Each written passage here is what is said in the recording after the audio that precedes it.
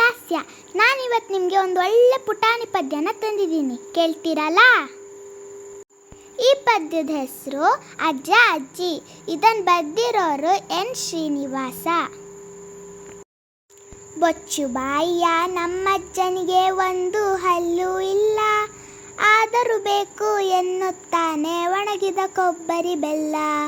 ಬಾಗಿದ ಬೆನ್ನು ನಮ್ಮಜ್ಜಿಗೆ ಕೋಳಿದೇಡದ ಕೈಲಯ್ಯ, ಆದರೂ ಅವಳು ಕುಣಿಯುತ್ತಾಳೆ ತಯ್ಯ ತಯ್ಯ ತಕಥಯ್ಯ. ಕೇಳಿದ್ರಲ್ಲ, ಚೆನ್ನಾಗಿತ್ತ ಈ ಪದ್ಯ? ಈ ವಿಡಿಯೋ ನಿಮಗೆ ಇಷ್ಟ ಆದರೆ ಲೈಕ್ ಮಾಡಿ, ಶೇರ್ ಮಾಡಿ ಹಾಗೂ ಸಬ್ಸ್ಕ್ರೈಬ್ ಮಾಡಿ. ಬಾಯ್ ಬಾಯ್ ಚಿಲ್ಟು ಪಿಲ್ಟೂಸ್.